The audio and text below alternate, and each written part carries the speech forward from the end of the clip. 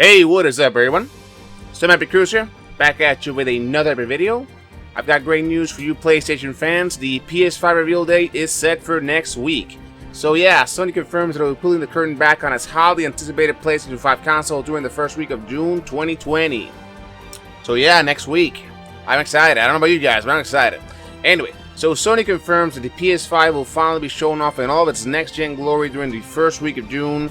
Gamers have been chomping at the bit to see anything on the new PlayStation console after the strategy utilized by Microsoft for the Xbox Series X, namely seemingly complete transparency on the platform, appear to have left Sony in the dust. While fans have received a small glimpse of what to expect in the lineup of games coming to Xbox Series X, Sony has yet to detail the PS5 in such a manner. I mean, that is true. I mean, what we've seen so far of the PS5 is just a controller, which is right here, by the way. It does look pretty badass.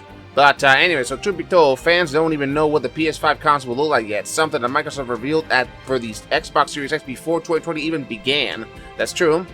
While there are some lingering doubts about Sony's strategy for the PS4 successor, Sony looks to cast it all aside during a newly announced showcase for the platform that's been simply dubbed PS5, the future of gaming. Alright, okay, sounds good. So the PS5 presentation will air online on June 4th at 1 p.m. PST according to Game Industry Biz.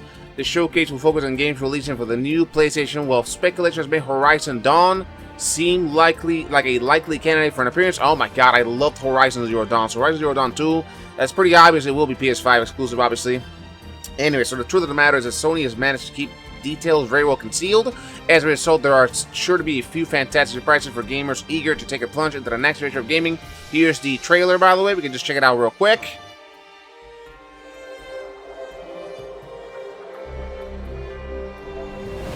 Oh yeah. Okay. Alright. Sure. That's it. That's it. Short little teaser.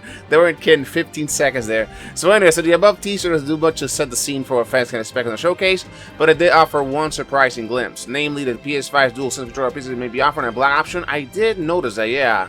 I mean, to be quite honest, when it comes to me with my PlayStation consoles, it has to be black. I've got my PS2, my PS3, PS4, they're all black. A white PS5 would be kind of weird, but, you know, we'll see what happens next week. Anyway, so it looks much sleeker than the PS5's partially white controller that was first shown off in April. It's entirely possible this is just the result of show shadows cast across the peripheral, but matte black would make for a nice option for consumers. I agree. That's the one I want, actually. That's my color right there, man. So it's certainly an exciting time for fans that have been waiting patiently for more news on the console. Hopefully the June 4th show doesn't provide a mixed reaction like Xbox Series X gameplay-centric inside Xbox. The reality is that this is very much Sony's chance to knock it out of the park and gain meaningful momentum with the PS5. The company may be able to do just that with fewer promises beforehand and a strong selection of software on display. I mean, if they got Horizon Zero Dawn, they got Spider-Man 2, trust me, I think it will do fine. But anyway, so here's this other article, which says PS4 games must be PS5 compatible starting July, orders Sony. So Sony has mandated that all PS4 titles be fully compatible with the upcoming PlayStation 5 ahead of the new console's reveal next week. This was published a day ago. Sony has previously promised that the upcoming PS5 will be backwards compatible with most of the PS4's library of games, and now the company has just decreed that all titles being made for the current PlayStation console must be ready to run the next one. While Sony is taking the slow road to releasing details regarding their next-gen system in comparison to Microsoft's Xbox Series X, they have now shifted into higher gear as the PS5's holiday 2020 street date looms on the Horizon Zero Dawn 2.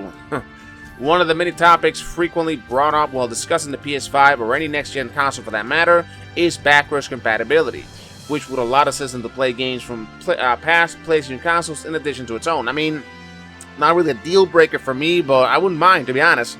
Playing some PS2, PS1, PS3 games on the PS5, not going to happen, obviously, but, you know, PS4, PS5 will do for me. Anyways, it is naturally appealing to some players since it would mean that they wouldn't have to keep their older hardware out and plugged in whenever they felt like dusting off a title from a past generation, as well as allow them to possibly sell their old systems in order to buy newer games and accessories. I do agree. I mean, it kind of sucks for me, for example. I had to stream on Musha 3 from the PS2. I have to stream, you know, Condemned 2 Bloodshed from the PS3.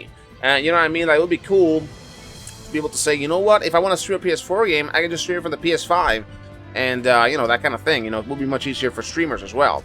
So anyway, so far it's been confirmed that the PS5 will be able to play at least 4,000 PS4 titles right out of the box.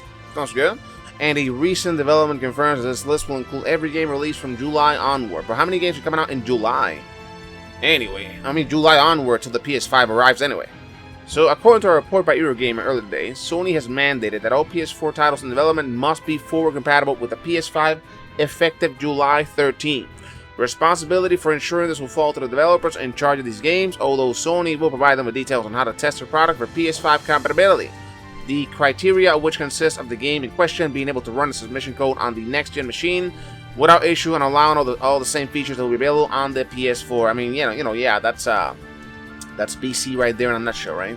So the official unveiling of the PS5 console has been set for June 4 in a show that Sony promises will avoid the pitfalls made by Microsoft, I mean hopefully, during its divisive series of Xbox Series X reveals. This would include featuring actual gameplay footage from the multitude of new games being available for the system, such as the often rumored Horizon Zero Dawn 2, that many believe might be a PS5 launch. Oh yeah. I mean, Horizon Zero Dawn came out when? Dude, trust me, Guerrilla Games, they have this game, already for the PS5. Trust me, it's gonna happen. Horizon Zero Dawn came out God knows when. I mean, what is Guerrilla doing, right? So yeah, I guarantee you that game is ready for launch. Trust me.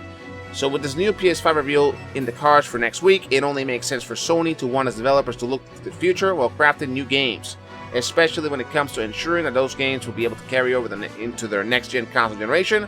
This is an exciting yet transitional time for players, and it'll be reassuring to know that titles they buy for the PS4 in the next few months will work just as well on the PS5 when it's released this holiday season. That sounds good. And by the way, a little FYI, I did this entire video with Mini Savage sleeping on my lap.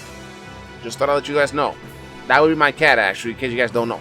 But anyway, what do you guys think? I mean, yeah, next week, we've got that PS5 reveal. That sounds good to me. I mean, you know what that means. They're going to be revealing some games as well, such as Horizon Zero Dawn 2, most probably Marvel Spider-Man 2 as well. And then this also sounds good to me as well. PS4 games must be PS5 compatible starting in July. I mean, I don't know how many games are coming out, in July towards, till, December or whatever.